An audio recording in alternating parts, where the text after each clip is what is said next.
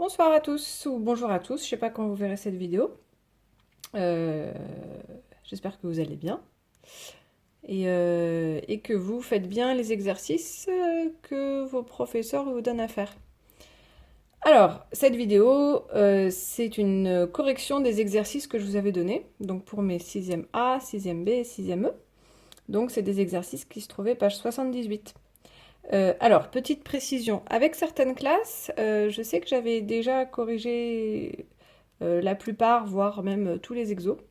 Donc cette vidéo s'adresse évidemment à ceux qui n'avaient pas corrigé certains de ces exercices que j'ai donnés, le 18, 19, 20, 21, 22, 24, 25 ou 26.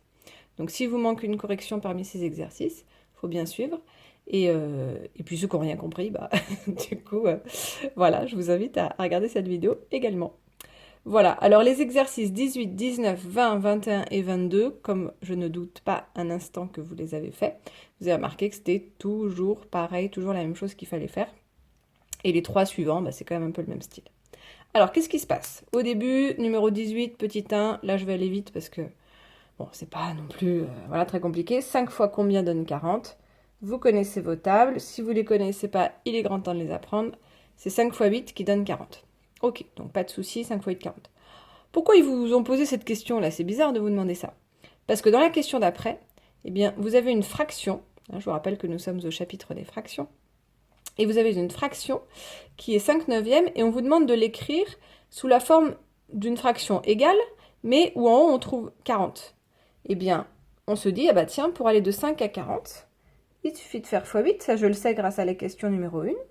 Donc en dessous, eh ben, je fais pareil. N'oubliez pas ce que je vous avais dit en classe, tout ce que je fais en haut, je dois aussi le faire en bas. D'accord? En tout cas, quand on multiplie par 8 en haut, il faut multiplier par 8 en bas. D'accord? Attention, avec des plus, ça ne marcherait pas. Si vous faites 5 plus 8 et 9 plus 8, vous n'obtiendrez pas du tout une fraction qui sera égale à 5 neuvièmes. D'accord? Donc ça marche uniquement si on multiplie par la même chose en haut et en bas, ou éventuellement qu'on divise par la même chose en haut et en bas. Autre que 0. Ok, donc 5 fois 8, 40. 9 fois 8, comme vous le savez, ça fait 72. Et on a fini l'exercice. 5 neuvièmes, c'est pareil que la fraction 40 72e. Ça va, vous suivez? Ok. Alors, numéro 19, même style. 6 fois combien donne 54? Je connais mes tables. Moi. Donc je sais que c'est 6 fois 9 qui fait 54. Et en bas, bah tiens, justement, je veux passer d'une fraction sur 6 à une fraction sur 54. Merci la première question. Grâce à toi, je sais que j'ai qu'à faire x 9. 6 x 9, 54. Mais si je fais x 9 en bas, je dois faire x 9 en haut. Hop là. Et 7 x 9, je connais mes tables, je sais que ça fait 63. Donc 7 sixièmes, la fraction 7 sixièmes, c'est pareil que la fraction 63 54e. Ok? Alors, le numéro suivant, c'est pareil. 11 fois combien donne 44? Alors, multiplier par 11, c'est facile. Hein, il suffit de doubler le chiffre quand il est tout seul. 11 fois 4, 44. Et en dessous, eh ben tiens, c'est justement de 11 à 44 que je veux passer. Donc, je fais x 4 en haut. Et si je fais x 4 en haut, je dois faire x 4 en bas. Ok. Et 12 fois 4, je sais que ça fait 48. Alors moi je dis je sais que ça fait 48, est-ce que vous le savez? Bah je sais très bien que parmi vous, il y en a qui ne le savaient pas. 12 fois 4, comment je sais que ça fait 48 sans sortir ma calculette? Eh bien, soit je me dis 12 fois 2, ça fait 24. Donc si je veux avoir 12 fois 4, bah, je remultiplie encore par 2 et j'arrive à 48. Ou alors, n'oubliez pas, vous pouvez toujours la poser dans votre tête, c'est-à-dire aller de droite à gauche. 4 fois 2, 8. 4 fois 1, 4. D'accord? De droite à gauche. Ok? Donc 12 fois 4, 48. Et voilà, j'ai fini mes 3 premiers exercices. D'accord? Donc n'oubliez pas l'idée, tout ce que je multiplie, enfin, si je multiplie par un nombre en haut, je multiplie par le même nombre en bas. Ok? Et inversement. Le numéro 21, alors c'est exactement la même chose, sauf qu'ils ne vous ont pas détaillé, enfin ils n'auront pas mis des questions comme les questions 1 là. D'accord? Donc c'est à vous de vous débrouiller un peu tout seul, mais enfin, c'est pas la mort. Donc pour aller de 13 à 26, je me demande bien par combien je dois multiplier. Ne serait-ce pas par 2? Si, c'est par 2. 13 fois 2, 26. Je l'ai mis un peu trop à droite là, excusez-moi. Bon, faut pas le... J'aurais dû le mettre un peu plus à gauche.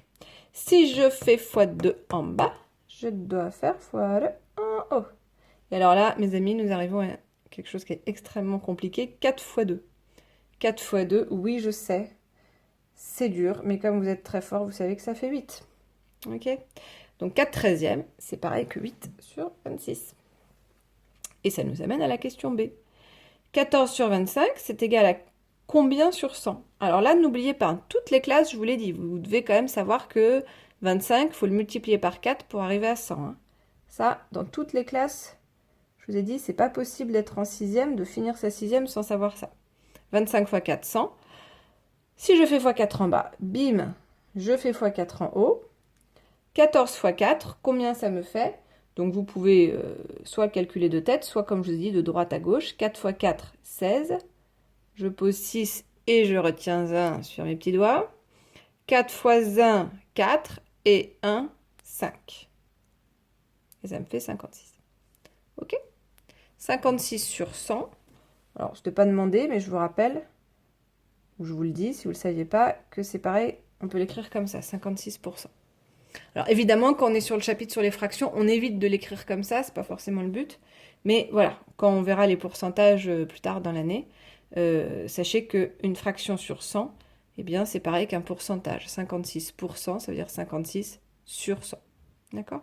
C'est une petite digression, mais voilà. Alors, on arrive à 5 septièmes. Alors, pardon, je suis au numéro 22. Je ne sais pas si vous voyez bien, j'espère que oui. Donc, numéro 22, 5 septièmes, c'est combien sur 28? Bon, là, je vais aller un petit peu plus vite parce que c'est toujours pareil. Vous connaissez vos tables, il y a intérêt. Hein, vous voyez que si vous ne les connaissez pas, vous êtes mal parti. Donc, 7 fois 4, 28. OK. Et donc, si j'ai fait x 4 en bas, je fais x 4 en haut. 5 fois 4, 20. OK, pas de problème, j'ai fini le petit A. En bas, 3 fois combien donne 24? Je me demande bien. Ne serait-ce pas 8? Oui, c'est 8. Mais si je mets x 8 en bas, je dois mettre x 8 en haut. Et alors là, une fois 8, oui, je sais, c'est difficile. Mais comme vous êtes très fort, vous le savez, ça fait 8. Bravo. Donc, un tiers, c'est pareil que 8 sur 24. C'est pareil. Ok.